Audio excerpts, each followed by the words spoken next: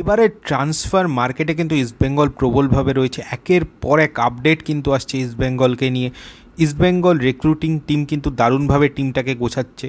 আইএসএলের শুরুতেই যেটা প্রথম খবর এসেছিল যে মাদি তালাল পাঞ্জাব এফসির হয়ে যিনি গত আইএসএলে হাইয়েস্ট অ্যাসিস্ট প্রোভাইড করেছেন তাকে ইস্টবেঙ্গল সই করাচ্ছে, এবং সেই সাইনিংয়ের পরই কিন্তু ইস্টবেঙ্গল দিমিত্রিয়স ডায়মন্টাকস কেরালা ব্লাস্টার্সের হয়ে যিনি গত আইএসএলে সবথেকে বেশি গোল করেছেন তাকে সই করায়। এরপরে হায়দ্রাবাদ এফসির তরুণ খেলোয়াড় মার্ক জোথান পুইয়া তাকে সই করিয়ে কিন্তু রীতিমতো চমক দেয় ইস্টবেঙ্গল। এছাড়াও মোহামেডান থেকে তরুণ স্ট্রাইকার ডেভিডকে সই করিয়ে আফরানটাও কিন্তু অনেকটা স্ট্রং করে নিয়েছে ইস্টবেঙ্গল। আর এর মধ্যেই গত সপ্তাহে কিন্তু খবর উঠে আসে যে আনোয়ার আলীকে ইস্টবেঙ্গল 5 বছরের ডিলে সই করিয়েছে।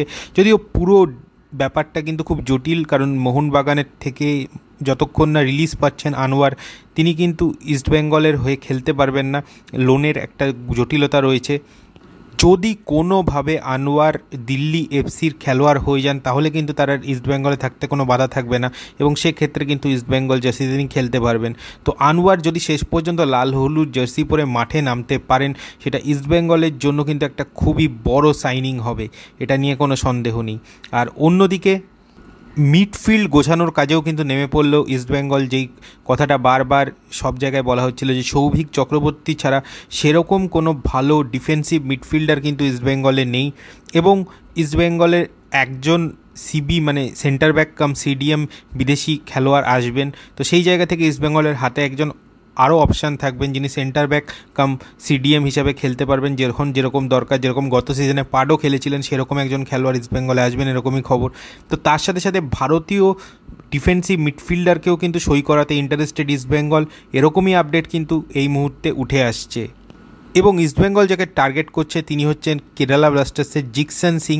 তো মানের দিক থেকে কিন্তু যথেষ্ট ভালো মানের খেলোয়াড়, ভারতীয় জাতীয় দলের অন্যতম অংশ জিকসন সিং। এবং যেটা খবর যে ট্রান্সফার ফির ক্ষেত্রে কিন্তু কেরালা ব্লাস্টার্সের দাবির কাছাকাছি এসে গেছে ইস্টবেঙ্গল। তো সেই জন্য কেরালা ব্লাস্টার্স এবং ইস্টবেঙ্গলের মধ্যে কিন্তু ট্রান্সফার ফি নিয়ে যদি দুপক্ষই একমত হয় এবং জিকসন সিং যদি অল টার্মস এগ্রিড করেন তাহলে কিন্তু অবশ্যই এই ডিলটা হওয়ার সম্ভাবনা প্রবল।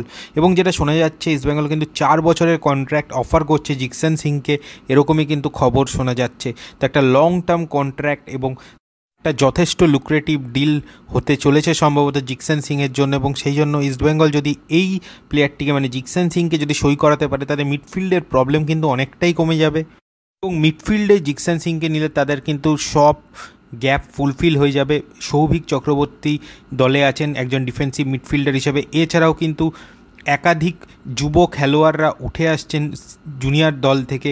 তার সাথে সাথে কিন্তু দরকার হলে মার্ক জোথান পুইয়াও মিডফিল্ডে খেলতে পারেন। এর সাথে সাথে ফার্স্ট টিমে যদি জিকসন সিংয়ের মতো প্লেয়ার চলে আসেন তাহলে কিন্তু টিমটা খুব ভালো ব্যালেন্স টিম হবে, এবং একটা ভারসাম্য কিন্তু খুব ভালোভাবে আসবে টিমে।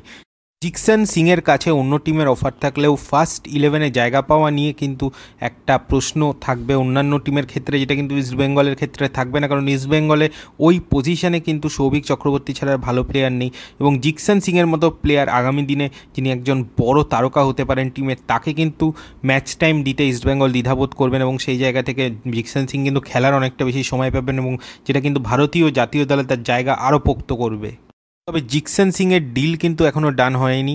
জিকসন সিংয়ের কন্ট্রাক্ট পেপারস পাঠানো হয়েছে এরকমই খবর, এবং তিনি রাজি হলে, তিনি কন্ট্রাক্টে সই করলে তখনই কিন্তু এটা নিশ্চিত করে বলা যাবে যে ইস্টবেঙ্গলে জিকসন সিং আসছেন। এখন পর্যন্ত পুরো ব্যাপারটা কিন্তু কথাবার্তার পর্যায়ে রয়েছে। এখন দেখা যাক ইস্টবেঙ্গল শেষ পর্যন্ত জিকসন সিংকে নিয়ে আরেকটা বড় চমক দিতে পারে কিনা এই ট্রান্সফার সিজনে। যদি জিকসন সিং ইস্টবেঙ্গলে সই করেন, ইস্টবেঙ্গল তো বটেই, আইএসএলের ক্ষেত্রেও কিন্তু অন্যতম বড় ডোমেস্টিক সাইনিং হবে সম্ভবত জিকসন সিংয়ের, কারণ 4 বছরের একটা বড় কন্ট্রাক্টে একটা বড় অর্থের পরিমাণও হয়তো থাকবে। তো সেই জন্য জিকসন সিংয়ের ট্রান্সফারটা যদি সম্ভব হয় তাহলে কিন্তু ইস্টবেঙ্গল পরপর 2টো বড় ট্রান্সফার করবে এই ট্রান্সফার সিজনে। প্রথমত আনোয়ার আলী এবং দ্বিতীয়ত জিকসন সিং। ডোমেস্টিক ট্রান্সফারের ক্ষেত্রে কিন্তু 2টো বড় ট্রান্সফার করবে ইস্টবেঙ্গল। তো দেখা যাক আগামী দিনে আর কি নিউজ উঠে আসে এই বিষয়ে। এই ভিডিওটা পর্যন্ত রাখছি। ভিডিওটা ভালো লাগলে অবশ্যই লাইক, শেয়ার এবং কমেন্ট করবেন, এবং যারা আমার চ্যানেলে নতুন এসেছেন বা আমার চ্যানেলটিকে এখনও সাবস্ক্রাইব করেননি প্লিজ আমার চ্যানেলটিকে সাবস্ক্রাইব করে দেবেন। ততক্ষণের জন্য টাটা।